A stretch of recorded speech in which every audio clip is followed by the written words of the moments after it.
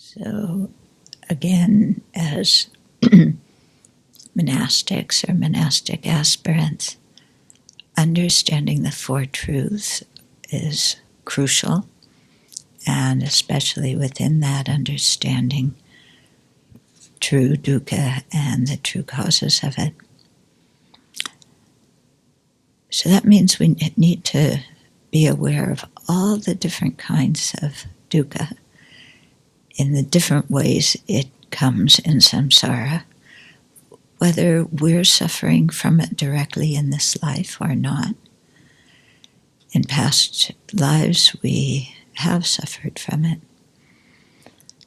So yesterday, for example, many of us watched a video about gender conditioning, how in this particular video, how boys are conditioned, what it means to be a man. And that's part of suffering, isn't it? Part of dukkha, that kind of conditioning that builds up expectations and self-image and so on. We talk about authority, and that too is a kind of conditioning.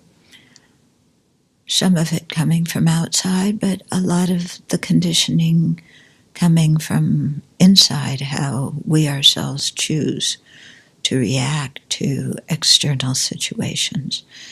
And so we develop strategies for how to work with different situations that we find unpleasant, and then get stuck in playing out those strategies even in situations where it's not applicable and where it causes harm.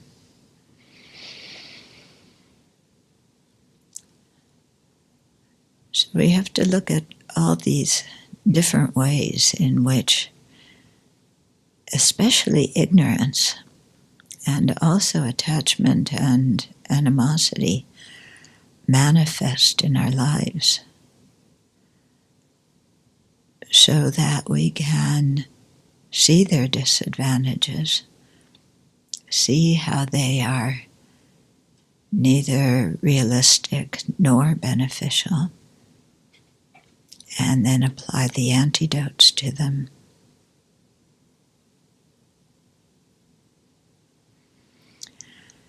So this is our life's work. This has got to be at the root of whatever we do in our lives, whether we're monastics or lay.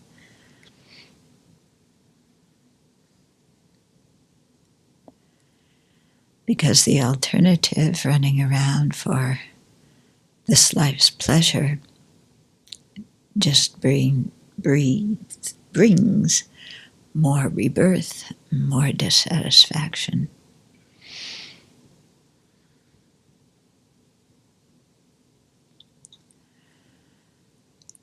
So with an awareness of how much we can benefit other living beings if we can clear all this rubbish from our own mind stream, then let's generate the bodhicitta and go in the direction of full awakening.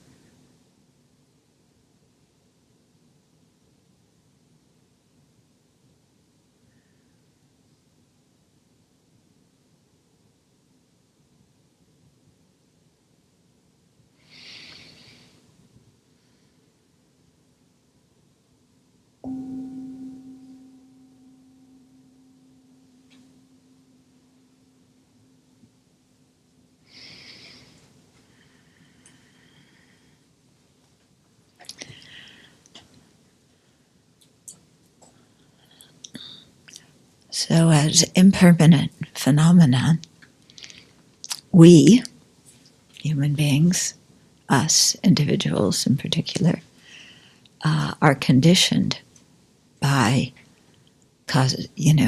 other factors, external factors, internal factors. We're conditioned beings. We're not self-powered. We feel like there's a big self inside that is just what it is, and that can control everything. But that's a big fallacy.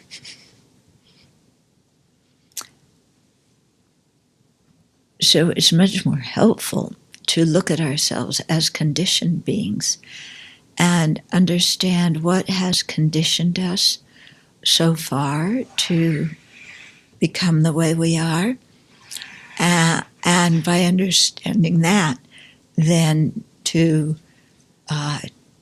choose and determine how we want to be conditioned in the future. Okay? So the conditioning, there's so many kinds of conditioning we've received from family, from society. Yeah, and a lot of it we have no idea that it's even conditioning that has shaped who we are. When we watched the film, the video yesterday about, the conditioning that boys face and what they're taught to do and be and think and feel as men, how many of us were aware of that conditioning and the power of that conditioning? And as women, how much are we aware of the conditioning we receive that tells us at the end of the day our true value is only as a sex object? Are we aware of that conditioning? So, to really understand the first truth, we have to understand all these kinds of things and be aware of them. How we're conditioned to have a national identity, an ethnic identity, a racial identity, a gender identity, a class identity, an occupational identity, a sports identity, an age identity, a regional area in your country identity. We are so conditioned by external factors, and we don't even realize how these things have affected us. And we just, know our emotional response to them and our intellectual response to them. But have we really looked closely at the conditioning factors? Because if we did, then lots of times that can untie the strength with which we believe in these identities, and thus diminish the strength with which we crusade externally to change those identities, or hate ourselves for having certain identities, or are arrogant because of certain identities. So if we see how these things have conditioned us, it can be very helpful in that way. Yeah.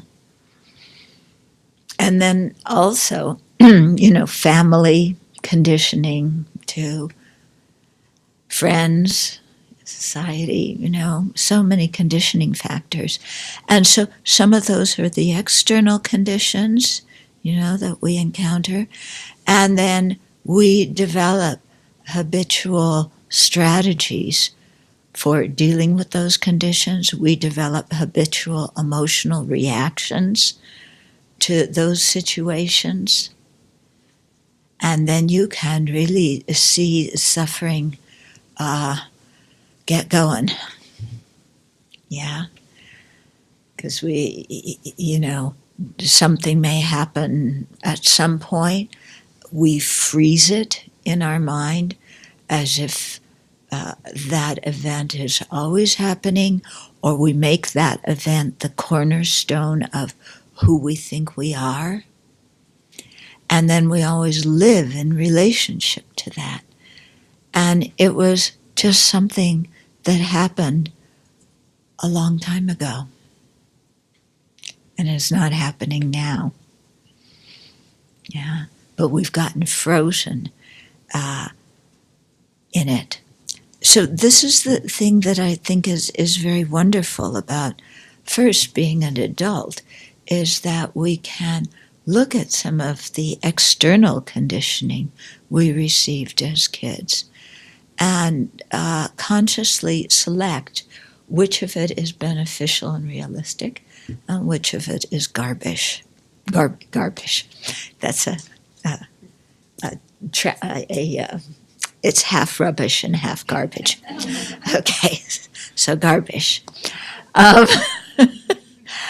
Yeah, and then we may need some reconditioning to get rid of some of that old conditioning, because at first we may intellectually understand the old stuff and see its defects, but still be very sunk in that habitual way of looking at things or that habitual behavior. And so it needs a lot of effort on our part to maintain that kind of mindfulness.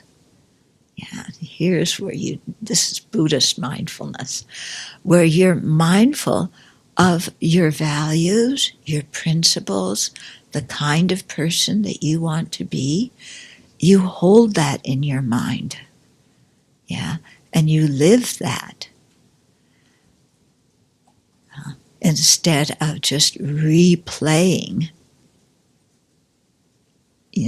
things that we've internalized, or replaying behaviors, strategies that we developed to deal with things. And then we've generalized that strategy. Maybe the strategy developed in one circumstance years ago, and now we've generalized it to everything that looks similar.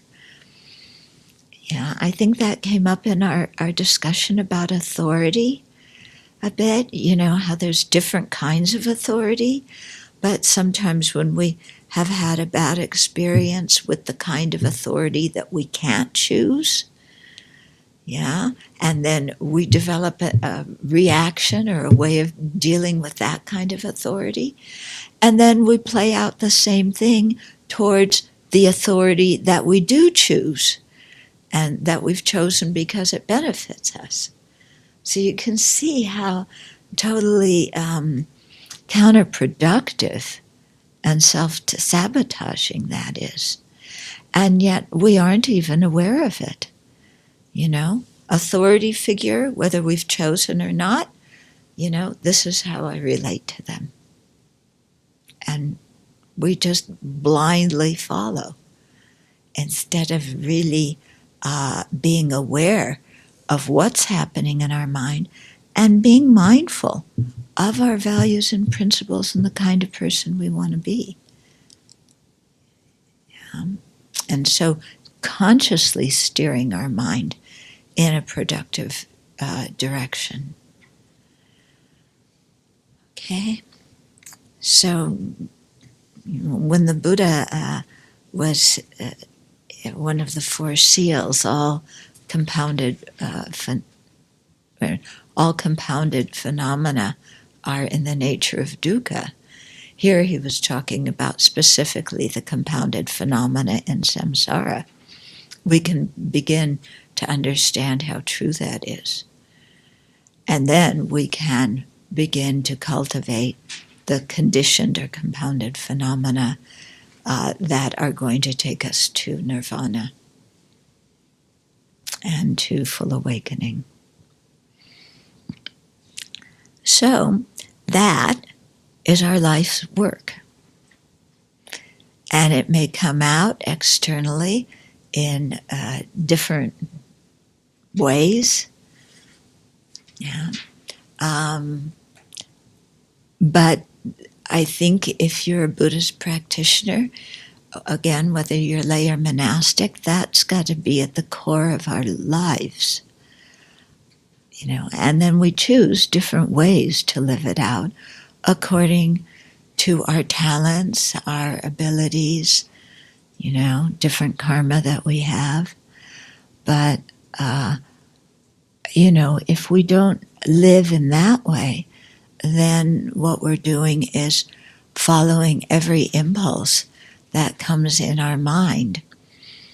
And if the impulses that come in your mind are anything like the impulses that come in my mind, it's better not to follow all of them.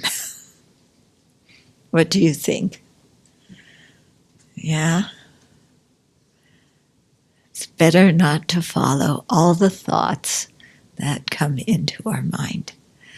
Yeah? And that comes because we're developing wisdom. Yeah? Not because we're not supposed to, or somebody said don't do that, or we're going to get punished. Not with, changing our behavior with that, from that kind of stance, because that's just miserable. But changing what we think and what we do due to wisdom, to internal wisdom. And then, it's sometimes hard to change our old habits. But when we know that the outcome is going to be a good one, then that gives us more impetus. Yeah. It's like if you're running a race and you get ice cream at the end if you finish. But if you don't finish, you don't get the ice cream. Okay, so Buddhahood's kind of like, well, it's better than ice cream. Okay. Yeah, but the idea is that as we practice, the benefits of the practice become more felt in our lives. And that gives us more energy. We left off with Sudina, and his big boo-boo, and the Buddha rebuking him, and then the Buddha setting out the precept and describing the 10 reasons why he set out the precept. So before getting into those 10 reasons, the 10 advantages of each precept, I want to give a little bit more background about Vinaya in general, okay? So we'll get into that. At the time of the Buddha, there were the Vinaya teachings. And then as Buddhism spread throughout North India, into Sri Lanka, Southeast Asia, into Gandhar and Central Asia and China and Tibet and Korea and Japan and everywhere, we had the development of different Buddhist schools or different traditions. So at the very beginning, it said, well, not at the beginning, but the earliest schools, that's a better way to put it, the earliest schools, they say were 18 in number, and they were located in India. And, the teachings all came from after the Buddha's passing away. 500 arhats met and recited all the Vinaya teachings, recited all the sutra teachings. The source of the Abbey Dharma, different traditions have different views about that. But these teachings were recited and compiled. And then there were a special group of monks called Bandakas, or Bandakas, who their specialty was memorizing the teachings and then teaching them to their disciples who memorized them, who taught them on, who passed them on. So it was an oral tradition for about 400 or 500 years before the sutras and Vinaya were first written down. So these were very good memorizers. And that's why when you read at least the Pali Canon, there's, or even here when we were reading the Vinaya, how I was reading the same portion again and again. There were these stock phrases. I didn't read them all the time, but every time there was this stock phrase. And that was done because if you have a section that's repeated, then it makes it easier to memorize the whole thing. Okay. Now, of course, as Buddhism spread, they didn't have, it wasn't written down. There was no central authority of here is the exact words that the Buddha said. Even when Venerable Ananda recited all the sutras, or Venerable Upali recited the Vinaya, as it's written down now, the things that are written down now, with those stock phrases, do you really think the Buddha said those exact same words every time in the same condition? Yeah? Those of you who give Dharma talks, do you use the exact same words in the same order every time you explain a topic? No. Okay? So already we know that there was some alteration or some systematization that was taking place just to get the sutras to the point where they could be memorized. Because many of the sutras, or many, like the Buddha might have taught, like the four mindfulnesses, and he'll teach them to different people as he was wandering throughout northern India. And of course he used different words and different examples and things each time he taught them, even though what he was teaching was the same. But when they were recited or when they were systematized to be passed down orally, then we got these stock passages. Okay? So my point is, if we hear somebody say, we know the exact words the Buddha said, I don't think we know the exact words. Yeah? Whether in Pali or Sanskrit, because first of all, the Buddha didn't speak the teachings in Pali or in Sanskrit. He taught them in Prakrit, in local language. Yeah. Pali and Sanskrit developed later, and they were the languages of the intelligentsia, of the elite. They weren't the common people's language. Okay? So what we have is something close to what the Buddha said. Yeah? But we'll never know exactly the words that the Buddha used, or the variety of words he used when explaining different topics. Okay? And I say this because sometimes people get very rigid, This is the way it was said. Our tradition is the only tradition, and we have the exact words the Buddha said, or whatever it was, and it's not like that. Although it's close, yeah.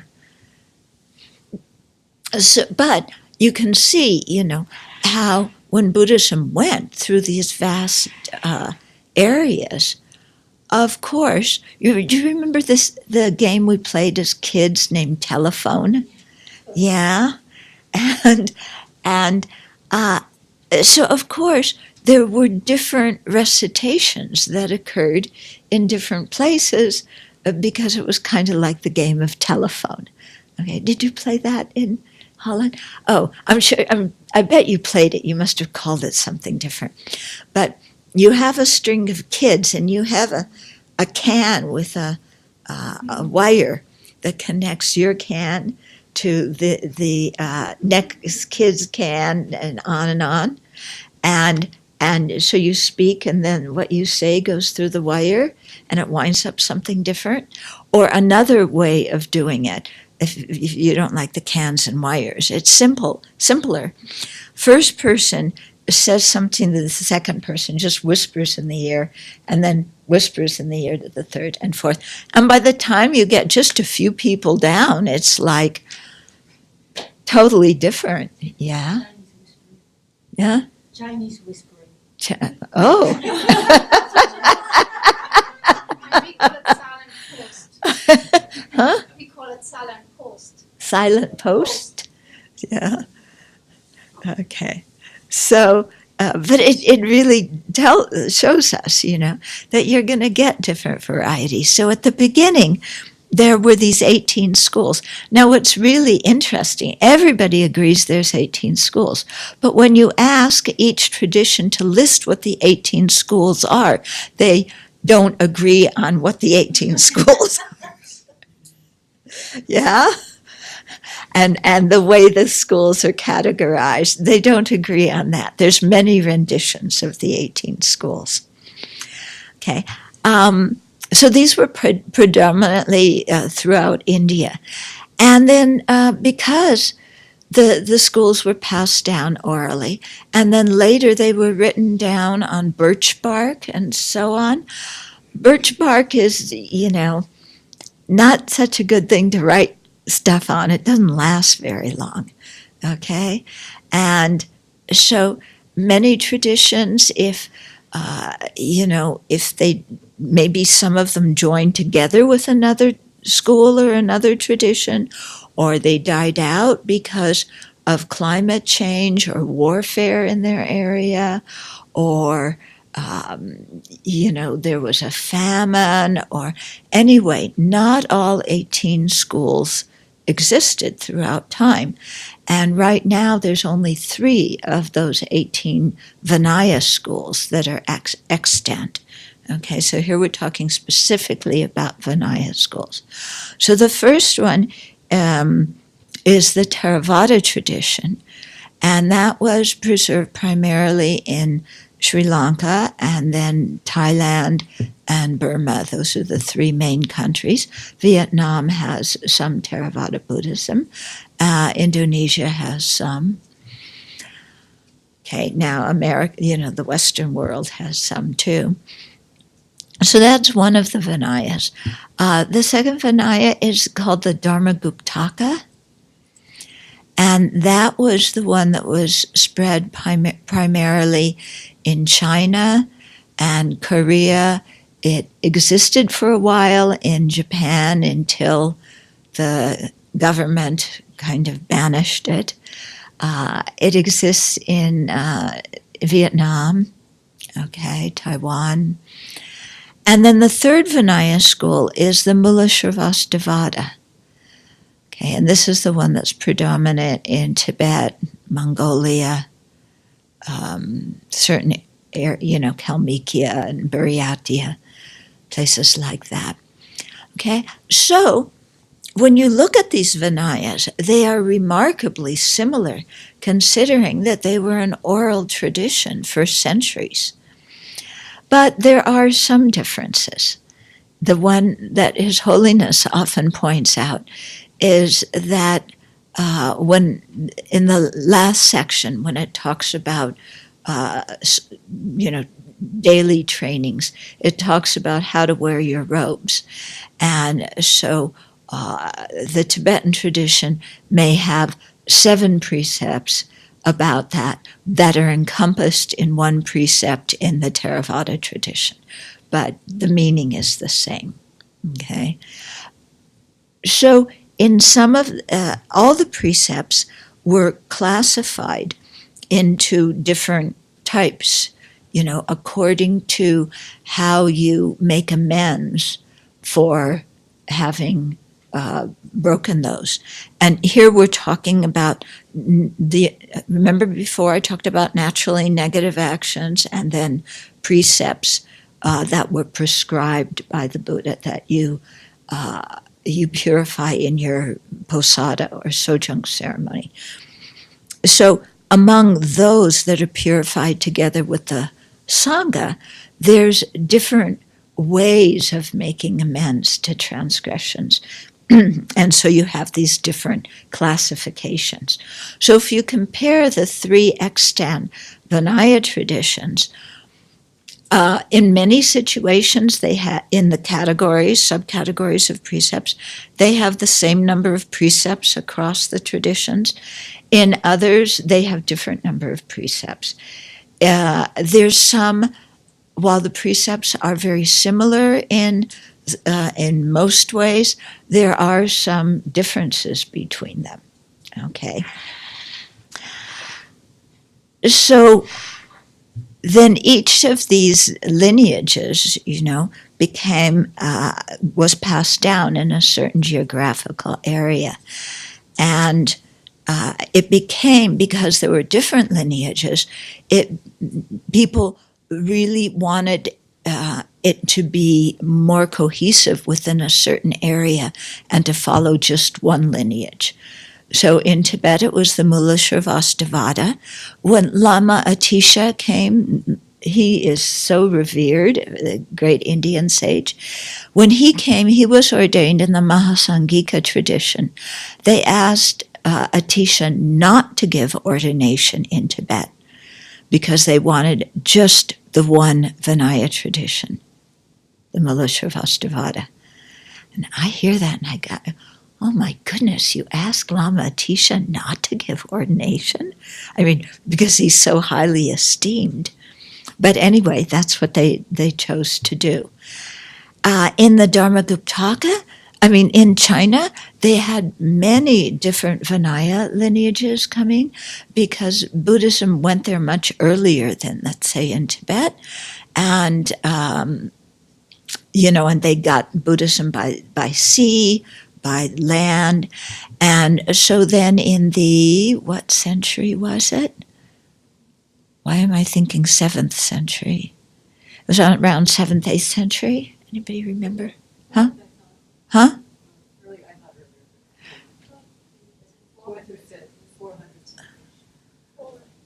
I don't know.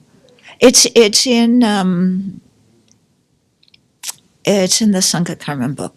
Anyway, in one of the centuries, not too far along, okay, the emperor, I think it was in 709, I have that in my mind, he said, we're just going to follow the Dharmaguptaka tradition, okay?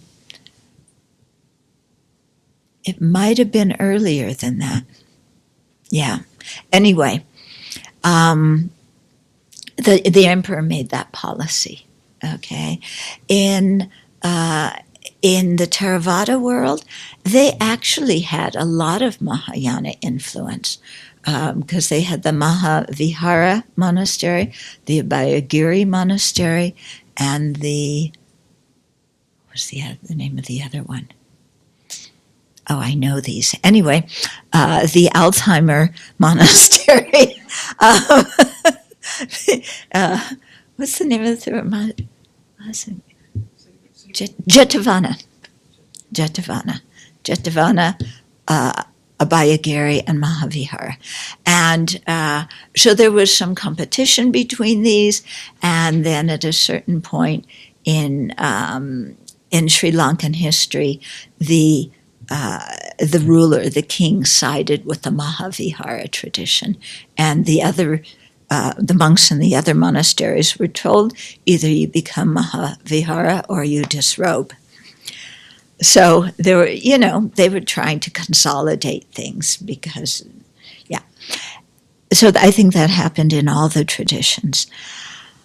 So the ordination lineage, yeah, they all came from the Buddha, but somehow each different tradition sees itself as a different ordination tradition and has doubts about the other ordination traditions if they are pure, meaning that you have an uninterrupted succession of ordinations from the Buddha to the present day.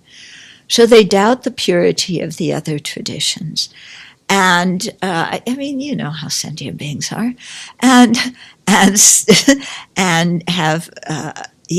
say in our community, we have to keep just this tradition. We don't want to mix it with other traditions. Now, so that worked fairly well for the monks. In Sri Lanka, when they had the Kola invasion, I think around the 1100s or 1000s, something like that, and Buddhism was really knocked out. So they brought Theravada monks from Burma to come back to Sri Lanka and give the ordination there. And so the Theravadas developed this thing of whenever their Theravada ordination was had degenerated or was knocked out by war, famine, or something in a country, then the monks from another country, Theravada monks, would come there, give the ordination, and restore it. Okay? Now, with the ordination, and so the monk's ordination was given just by monks to monks. In the case of the women, the ordination was, there was a preliminary thing to the ordination that was given by the nuns, and then the actual ordination by the monks. But it's called a dual ordination. Okay, so you need both a certain number of monks and a certain number of nuns to give the ordination. When if we take in Sri Lanka, when Buddhism was damaged by the Kola invasion, then the monks' lineage was restored. The nuns' lineage was not. I think it was because they didn't have bhikshunis in Burma or wherever. Okay, so the lineage for the women died out in the Theravada countries to the extent that until recently you only had, the women could only take the Anagarika, what's comparable to the Anagarika ordination, the 8 precepts. And that's why you have them dressing in white in Thailand, the Maichis in pink in Burma, and so on. And so they weren't considered, they don't have the status of being Sangha members. And in those countries where the government gives certain things to the fully ordained, those nuns don't have those perks because they aren't regarded as Sangha, okay? Because they don't have even the novice ordination. Although it seems in Sri Lanka that they had 10 precepts, or at least some of the nuns had 10 precepts. In China, the bhikshuni ordination lineage continued. There were times when there were difficulties where only the monks gave the ordination and they didn't have that part done by the nuns. But in the Dharmaguptaka tradition, they consider that still a valid ordination because it was mainly the monks that gave the ordination to start with. In Tibet, it seems, we don't have a lot of good history on this, that the Bhikshuni Sangha, meaning a community of at least 4 or more Bhikshunis, it seems like that was never established because when Sangha Rakshita brought the monks to Tibet, he didn't bring any nuns. And it wouldn't have looked so good if the monks and nuns were traveling together and arrived together and so on. The Karmapa says he has some information on different bhikshuni ordinations, but I haven't heard exactly what they are. There's been one-off ordinations here and there, but nobody seemed to really, it didn't establish a Sangha. Okay? So you have only the lineage in the Dharmaguptaka that's continued for the women. Now, in recent years, there's been a strong push to try and reinstate the full ordination for women in the traditions where it doesn't now occur. In the Theravada tradition, what happened is in 1996, there was some ordination by some Koreans and a few Sri Lankans, but no, the information on that isn't very clear. But in 1998, Master Shinyan from Taiwan gave the Bhikshuni ordination in Bodh Gaya. Venerable Lekshe Somo and I were there as part of the Bhikshuni Sangha that was giving the ordination. And there were a group of nuns from Sri Lanka who came. They took the ordination there. And the way Master Shinyan did it is the Chinese is much more inclusive, I think, than either the Tibetans or the Theravadas. Because he had the requisite number of Dharmaguptaka bhikshus and bhikshunis. But then he had Theravada bhikshus come. He had Lekshe and I come. So there was some people from other Buddhist traditions in the Sangha that was giving the ordination. After that ordination, the Theravada monks took those Theravada nuns who had just been ordained in the Dharmaguptaka Bhikshuni lineage to Sarnath, and the Theravadas have some kind of ceremony where you can you change the lineage, you make it into a Theravada lineage. So they performed that ceremony and made those nuns into Theravada bhikshunis. Okay. Now, of course, not everybody in Sri Lanka and the Theravada countries agreed with that. There was a group of monks who did, and they were sufficient to do that.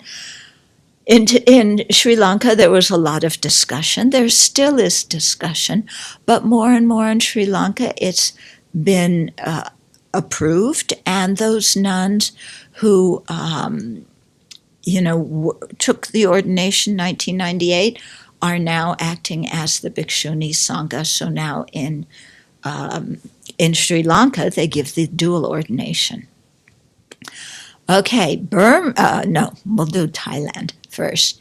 Thailand, the government has some control over the Sangha. Usually, the way the Buddha set it up, he didn't want the government to have any control over the Sangha. But there are advantages and disadvantages, and Thailand is in many ways a Buddhist country.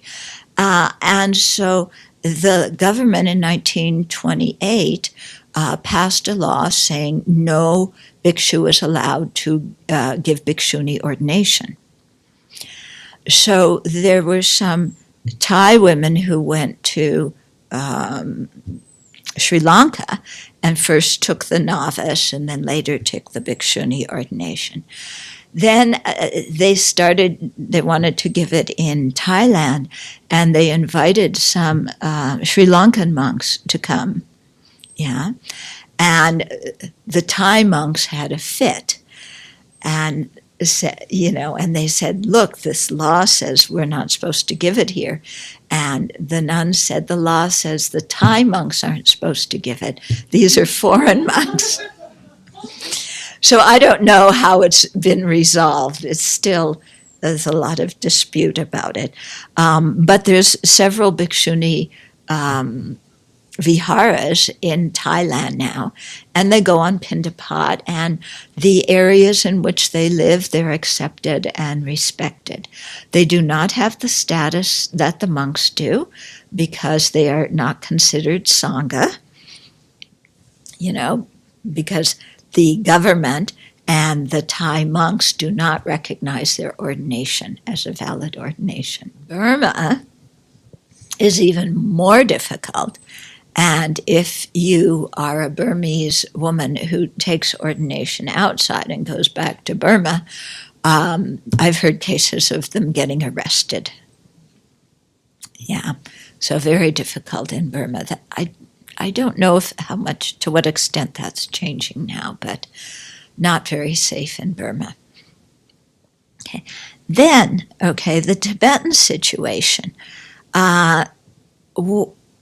What they did is they had the monks give the Shramaneri ordination. That's the 10 precepts that got broken down into 36 precepts. But it's only the Tibetans that have broken it down into 36.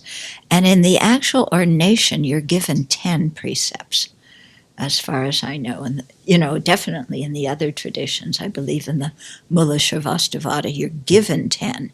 And then, you're told to keep the 36, which are kind of subdivisions of the 10 principal ones. And so they allowed the monks to give that ordination to the women. Okay, so it was different than Theravada, where the women didn't get even that. But that ordination, you're not considered an actual Sangha member with that ordination. It's the ordination that was given to the young children to make it easier for them when they were ordained, because at the Buddha's time, they ordained, these young kids. And then the kids would cry and they missed their mom and dad and they were hungry and, everything. So then they made this ordination with 10 precepts for the children to take. And then when they became 20 or 21, then they could take the full bhikshu or bhikshuni ordination. Okay? So in Tibet, the women were allowed to take that and they put on robes. But in the Tibetan community, the nuns do not run their own monasteries. There is a male monk who is the abbot, and then the government in exile keeps a close tab on the nunneries and what's going on. So what happened is there's a number of Western women ordained in the Tibetan tradition that wanted to take the bhikshuni ordination. And so most of us went to Taiwan. I think a couple may have gone to Hong Kong, or a few to Korea, not many. The ordination was given at Shilai Temple at various times in Southern California.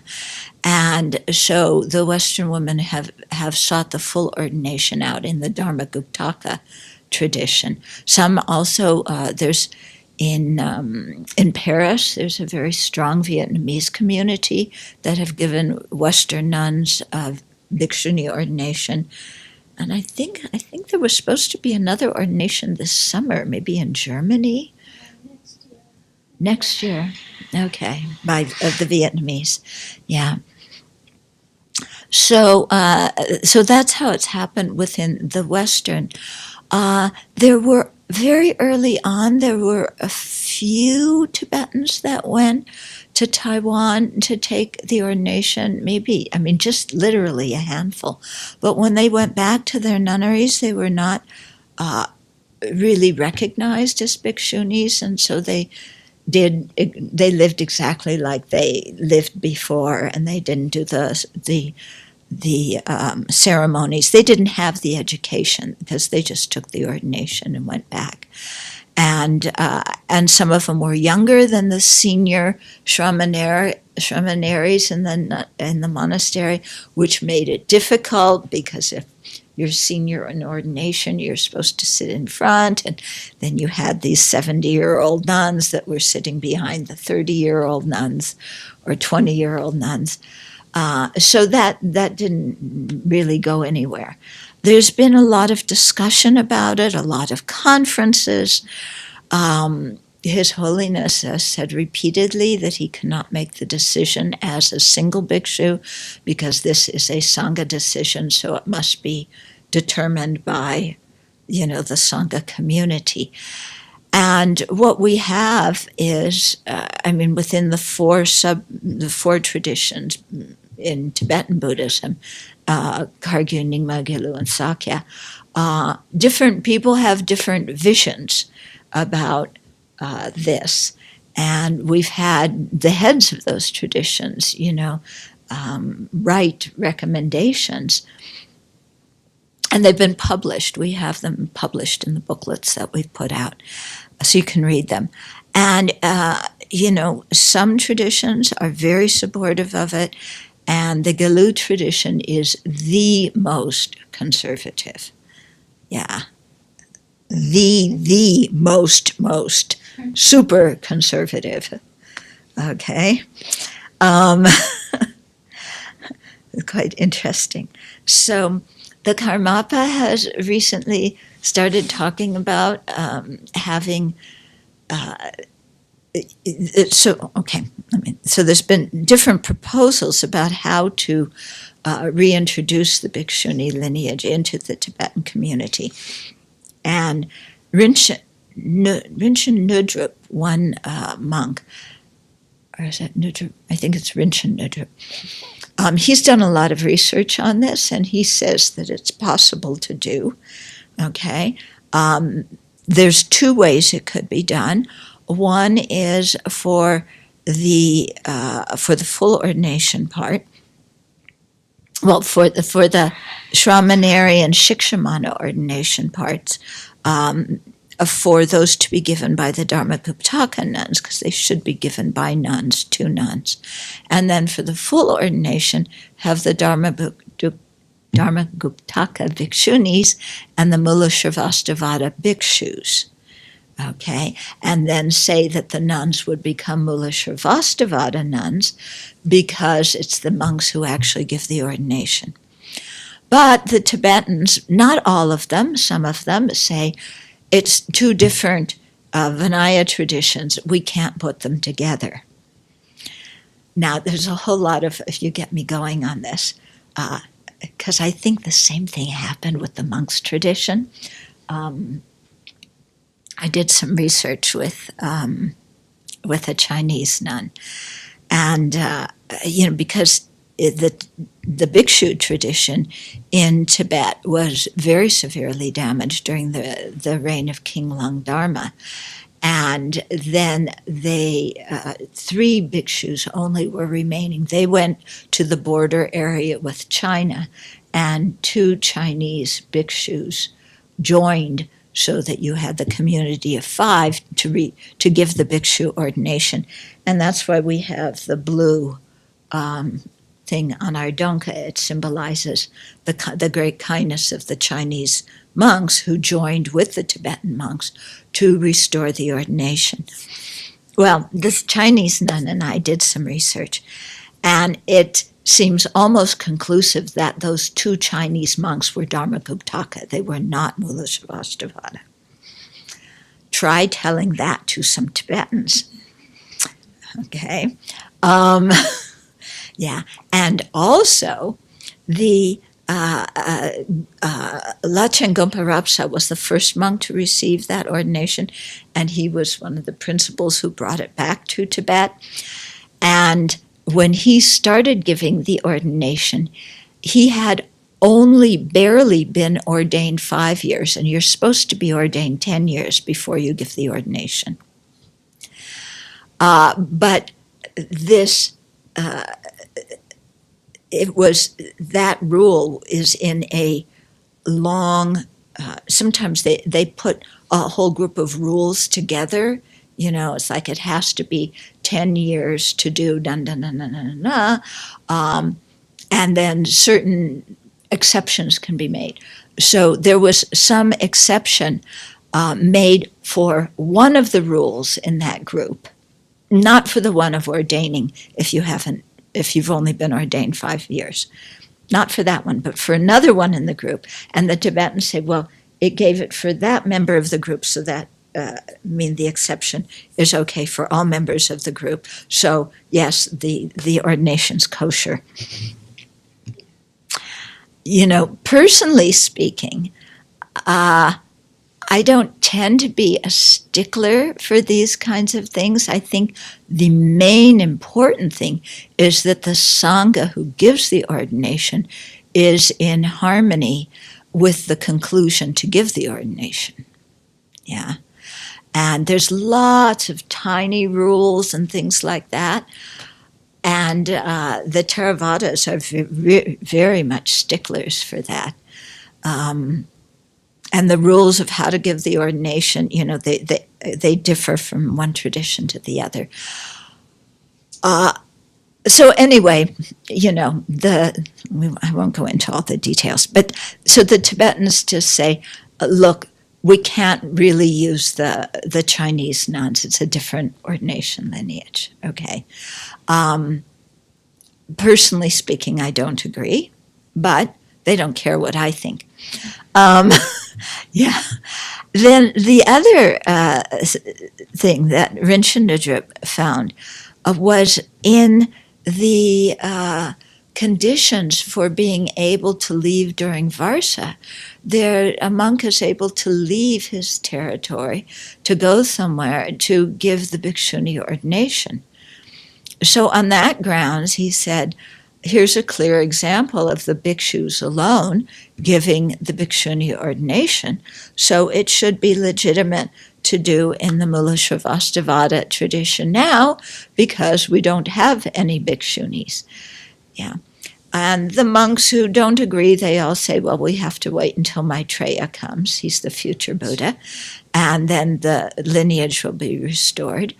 And then the Karmapa seems willing to go with the one of using a combined Sangha. His process has gotten slowed down a bit, so I'm wondering what's happening. But at least that's, the direction he has set out to do it. And it would be very good. I think he has the status in the Tibetan community to do that. Of course, only the Kargyus will listen. The other traditions won't. And the difficulty is that Karmapa himself isn't yet a bhikshu, which has to do with karma Kargyu politics, which we won't go into. But, he's a Shramanera. So, as far as I know. So, so that's where it is.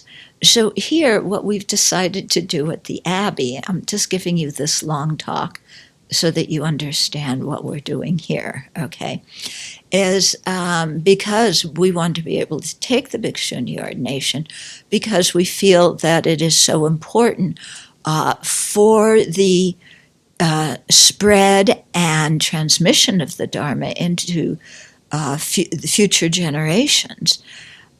And we feel it's very important for the nuns to have the full ordination, not only for the existence of the Dharma, but also for your own individual practice, because taking the full ordination really changes your mind. You don't realize it before you take it, but after you take it, then would you agree, those of you who have taken it? Yeah, it really changes your mind. So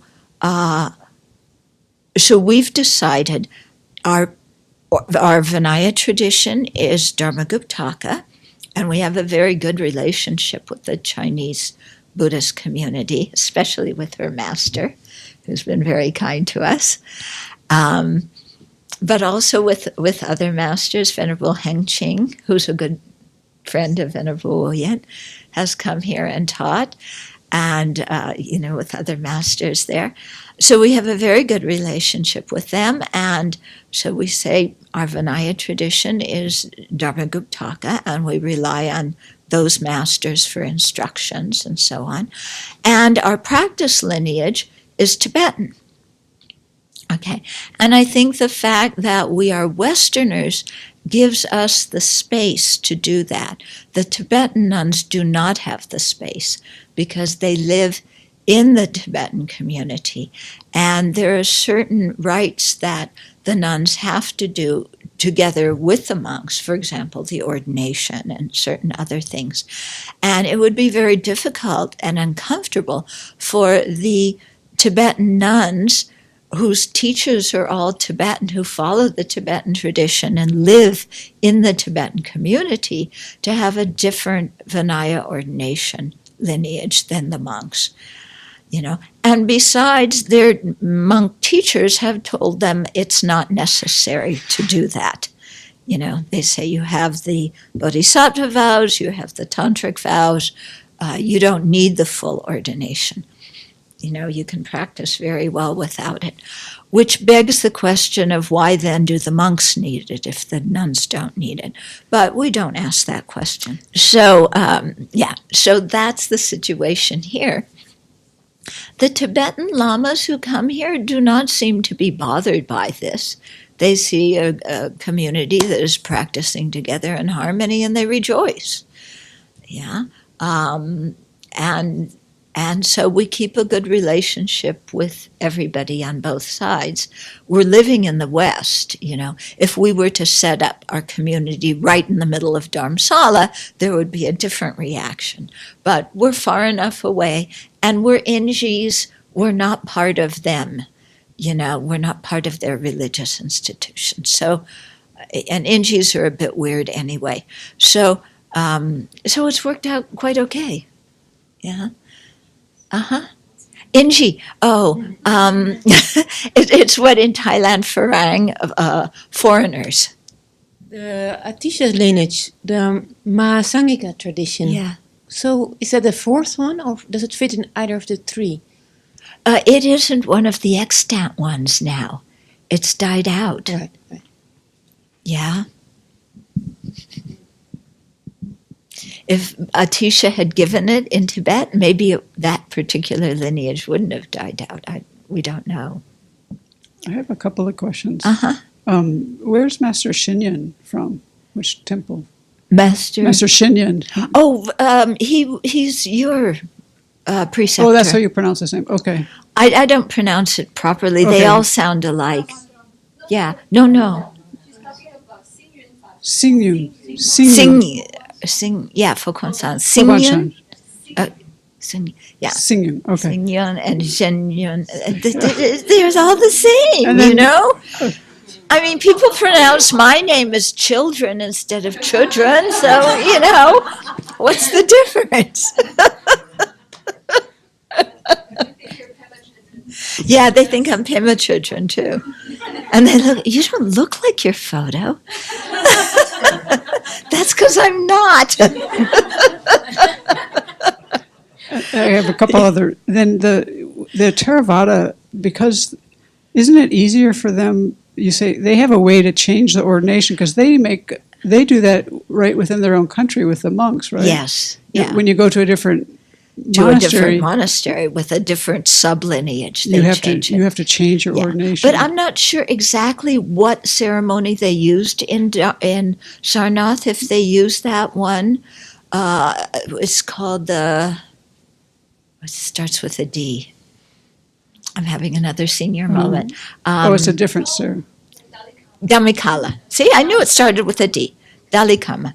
So that's what they do to change it within the monks' lineage, but I don't know within their sub-Theravada lineage. I see. Yeah, but I don't know exactly what they did in Sarnath. What if they gave the Bhikshuni ordination again as a way to reinforce it, or what? I'm not sure. And then my last question is when I took Bhikshuni ordination, Darshan Rinpoche was very happy, and he said this was a political issue. He said the Bhikshuni ordination was a political issue in the Tibetan community, is what he meant when he said that. Yeah. So I'm wondering, how does power relate to this? I don't understand where's the power? How does power affect this in terms of the four traditions? Or even I can see political, I don't understand that. Like, I could see like a male-female would be one thing, like women might have more power. But when you say a political issue, that doesn't ring as male-female to me. Okay. Yeah, it doesn't have to do with male-female. It has to do with, back in the 12th century, the Sakyas had the political power. Then the Khargyus have the political power. Since the fifth Dalai Lama, the Gelupas have had the political power. The whole Jukten issue is about politics and inclusiveness. So within the Tibetan community, it's not like everybody's on the same page. How does it affect this issue? Because all His Holiness says, and I think it's he's correct. It's a Sangha affair. So he actually wants all the monks from all the Buddhist traditions to come together and agree to institute it in all the Buddhist traditions. Yeah, which would be fantastic, and that would really secure it for future generations. But before you can even think of having that, the Tibetan delegation itself has to come to a conclusion, which means that you have to have Tibetans from all the different sects or traditions come together, the monks, not the nuns, come together and agree, or at least have all the leaders and major abbots and khenpos and so on come together and agree. And they don't all have the same notion. Yeah? Clearly the ones who are monks are more concerned about the details of how the ordination's given than the ones where the leaders are not monks. I find baffling is why having the fourfold Sangha isn't of critical importance to the Tibetan community. You would think and so. for the preservation of the Dharma for the future. And that would seem to end all of the arguments, you would think. Yeah. Yes. Now, in the past, His Holiness has often pointed that out as a reason to have bhikshuni ordination. In recent years, I've heard him say, probably because he's faced so much opposition, that ideally you have all fourfold. But we Tibetans are still a central country because we have the Bhikshu Sangha, which is the principal Sangha. So we don't really have the fourfold, but we have it. Okay, so the fourfold, it's actually the fourfold assembly.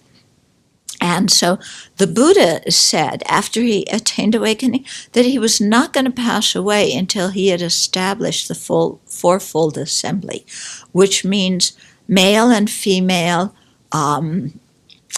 lay followers, the upasikas and upasakas, and then male and female fully ordained bhikshus and bhikshunis.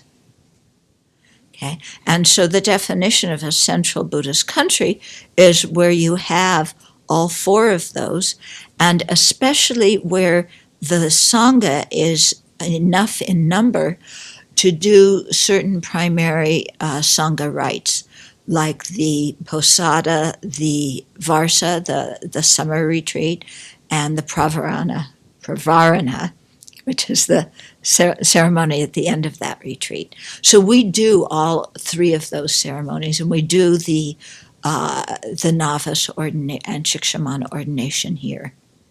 And then for full ordination, the nuns go to Taiwan. For the monks, we have, we're among our good friends in the Chinese community, Venerable Xintian. Then he gave Venerable Losang his novice ordination, and then also the full ordination. He went to Taiwan for the full. First, for the record, you were right. It is 7:09. It's not your Alzheimer's. Okay. Oh, good. Yeah. Sure. It was mine. When I was just in Deer Park and I saw Tri Rinpoche, and I told him, that he knows that we are a Bhikshuni Sangha, and I told him that we were doing our Posada and our Varsa and the Pravarana, and he was very, very, very happy. And I did the same thing with the Geshe there, who's the abbot, and he was very, very enthusiastic about it. And he said, we don't even do those here, but you do that, and that we have this in this country is so fantastic. And so I was puzzled, and I asked the nun who translated for me, I said, I don't really know how to understand this, that they are so supportive, and they so respect you, Venerable Children, and what we've done here, and don't have that feel, and are very clear that the lineage is broken and it will not happen for the Tibetan nuns. And that idea that it is outside of the Tibetan community seems to be the most prominent, at least in the interpretation of those nuns' minds, so that they can genuinely rejoice and support and be happy but absolutely do not see that as a Tibetan thing. Yeah. But I wonder too, is just because it never has been. And when I hear about, I see these people trying so hard to maintain their culture in the situation where they have, where they can't even go back to their own country. I just wonder if anything that changes what has been happening for the last 1,000 years is an assault on the preservation of the Tibetan. Oh, yeah, for sure. And that is so big. I don't know how in this generation, I don't see how that can change. I mean, who knows? But that just made me a deeper understanding of what we're up against with this idea of such a radical change. Yeah. The way Tibetan culture is structured and the way people think is very different in the West. In the West, we consider changing things for the future to be the way to go. Reform means you're changing it from the past, going towards the future with a different vision that's going to be more appropriate for present circumstances. Reform in the Tibetan community means you go back to the past and you revive what existed in the past and make it stronger. Okay? So the fact that they don't have their own homeland, they are refugees, the fact that it's been like this for 14 centuries, why change it? Yeah. And besides, women aren't quite as intelligent as men, and we don't there's that whole thing. But they see it as what we have is good enough. And I try, when I do talk to them about the issue, which I don't do much now, to say actually it would strengthen the Tibetan monasteries if you had bhikshunis, because the bhikshunis would teach the lay women, and the lay women then would be more willing for their sons to join the monasteries. And the monasteries in the Tibetan community in exile have a crisis now that they don't have enough young boys joining. And I said, if this would be a real boost to Buddhism in the Tibetan community and get more of the families to send their sons to the monastery. But, yeah. Okay. It's a very, very traditional culture, and it's been this way for thousands of years. Why do we need to change it? And the nuns feel that way too. Yeah. And the nuns, they're chief teachers of the monks who educate them that way. Yeah. So Western culture, which, let's change it for the future and improve, human rights and this and that and change things, they don't think like that. And to them, human rights mean Tibetan rights. There are no other human rights in the world. Tibetan male rights. Yeah. When the novices when the nuns got the possibility to become Geshe-ma, they were such a strong force that they really wanted that change, and Yeah, they want the change to become Geshe-mas. They wanted the change to have the education to get their Geshe degree. But it was still a revolution. Yes, that itself, totally revolutionary. And you see, that's one that His Holiness could push forward because it doesn't require the backing of all of the Sangha. And that's one that was pushed forward within the Gelu tradition because it was each tradition handles the education of their own tradition differently. So he was very much for that.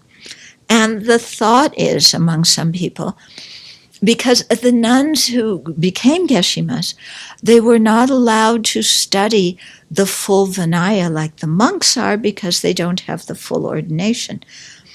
But the thought is that having become Geshe-mas, maybe they will become more interested in the full ordination as time goes on. and realize that if Western academics can read the Vinaya, then certainly they can, and become more interested in it.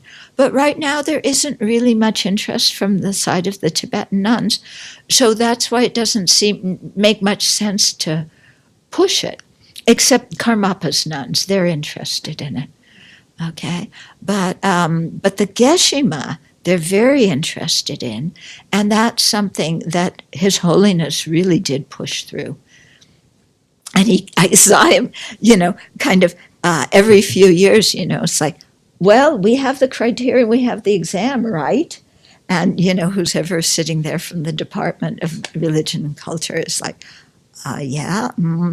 And actually, Venerable Norzen, who was here for the retreat at the beginning of July, no, not Venerable Norzen, no, Norzen, the laywoman, her father was the head of the Department of Religion and Culture, who helped push through the Geshe-ma thing.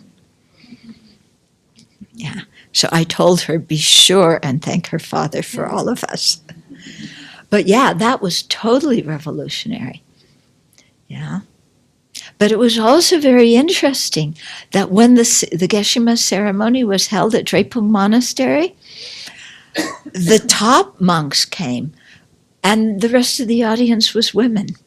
From the average monks, yeah, it wasn't something that... And also, in Tibetan culture, the way things are done, again, a difference here. In our culture, you be an individual. You can say what you want, and it's your individual right, and people may criticize you, but it's fine. You can say things.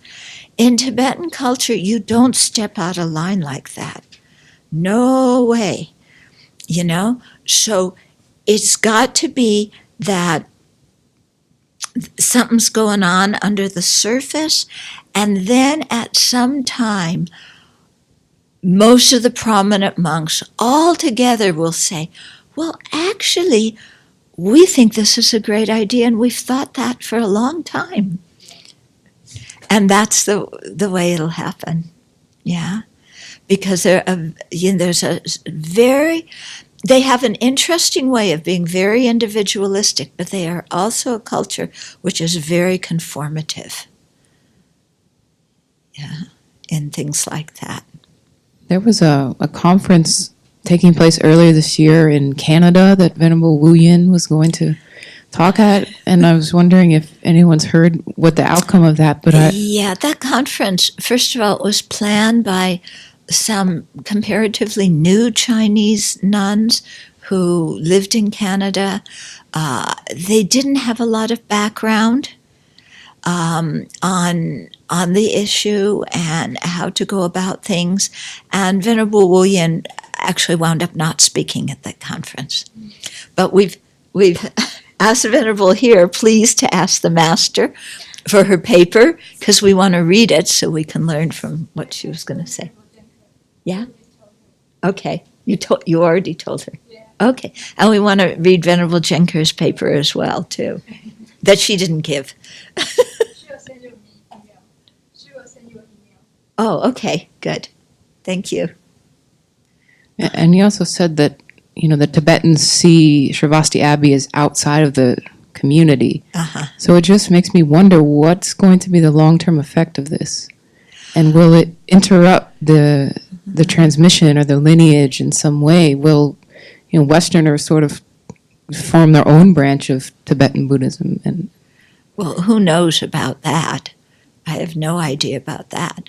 But we'll uphold the Dharmaguptaka Vinaya, for sure.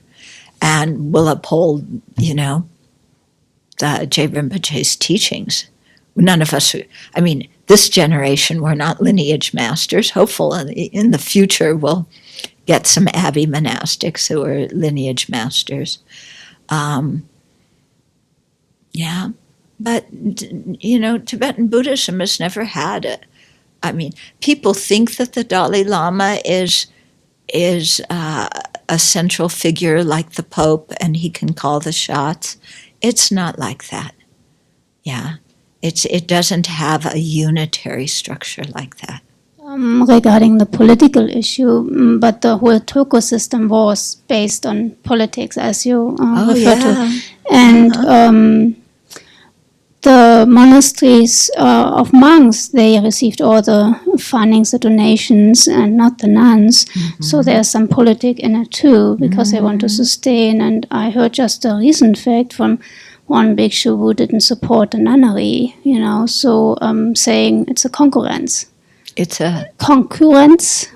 Competition. competition. Yeah. Yeah. I think that may figure into that too, that then the nuns would be more prominent and receive more donations. Yeah. When you say that hopefully in the future some Abbey nuns or Abbey monastics become lineage holders, what does that mean? Well, a lineage holder means you get your name in the prayer. Yeah. Now I've asked myself, I've asked, not myself, I've asked other people, how do you get to that? Is there, on what standard is getting your name in the prayer and being considered a lineage master based on? And there's no set standard of criteria, and it's not like there's an examination board that takes different people and says, okay, you have these criteria. It's more the masters that are just kind of generally known in the community to be very excellent practitioners.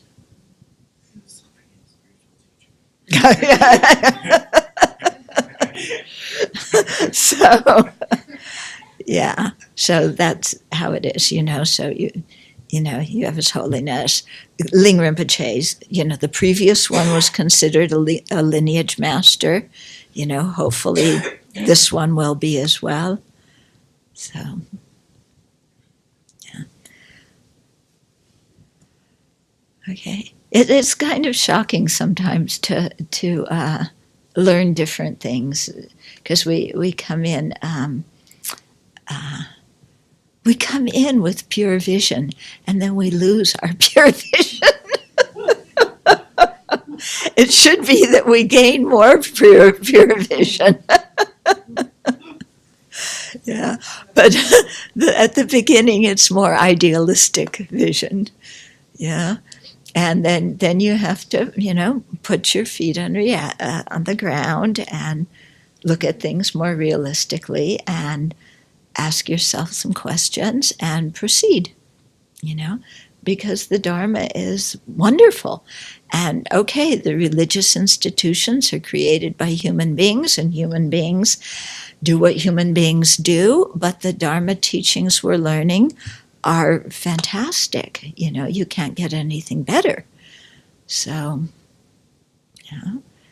I was recently in an interview, one question was, do you think there will ever be an American Buddhism? And I said, I don't think so, and also I don't think it would be a good thing. Because I don't think one Buddhism can meet the needs of every single practitioner in a single country. Yeah, and people have different needs, different interests, and so there's going to be a variety.